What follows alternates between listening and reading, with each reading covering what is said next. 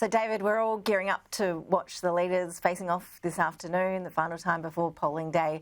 What is it you want to hear from them or see from them today at this point in the campaign? What positions, just a few days out, would you like to see more clarity on from either side?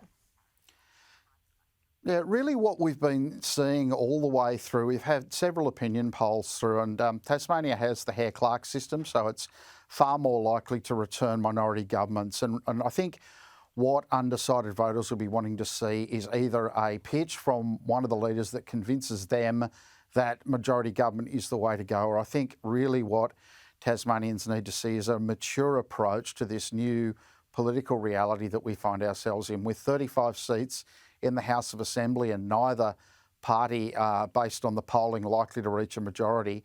It's how those leaders might deal with minor parties and opposition parties. Both have ruled out doing a deal with the Greens, harking back to the Labor Greens Accord of 2010, which is still spoken about in Tasmanian political circles. It doesn't look like an experiment that's likely to be repeated, but we are likely to see up to 10 independents and minor party candidates. The Greens putting in a strong showing in Lyons and Bass during the campaign.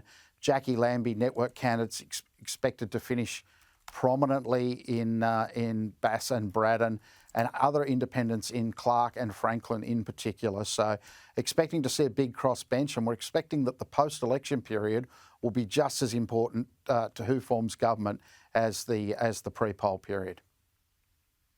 Because it's not very realistic, is it, considering that set of circumstances you just outlined to us, that the major party leaders wouldn't have to strike some sort of deal? Yeah, the suggestion is that with the benefit of incumbency and seeking a fourth term, the Liberals can look at 14, maybe 15 seats in a 35-seat House. There's going to have to be some realism and some maturity from whoever finishes in a position. That could be either of the leaders to build a coalition.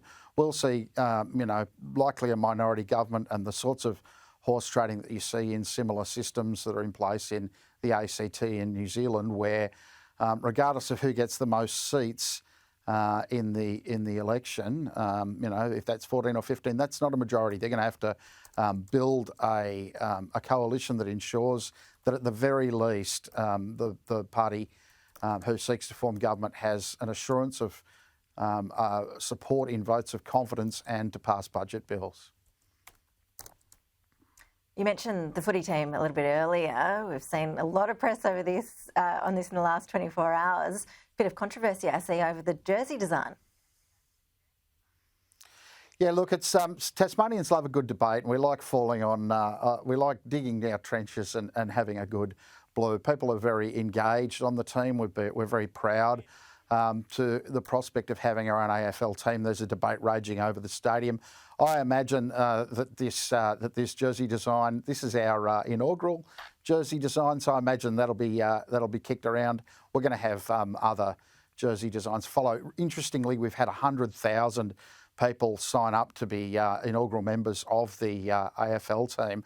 It's only 550,000 people in Tasmania, so 1 in 5 people signing up in the first 36 hours is an amazing response, and it's really energised people behind the team. Bubbling away in the background is the debate over the construction of the stadium on the Hobart waterfront, which will be the home ground or one of the co-home grounds for the team. And we expect to hear from the leaders during the debate this afternoon exactly what their position is. The Liberals backing it in heavily, Labor wanting to renegotiate the contract with the AFL, which mandates the construction of a covered all-weather AFL stadium at Macquarie Point in central Hobart. Yep, Tasmanians love their footy, no doubt about it. David Killick, really appreciate your time. Enjoy the final days of the campaign. Appreciate your analysis.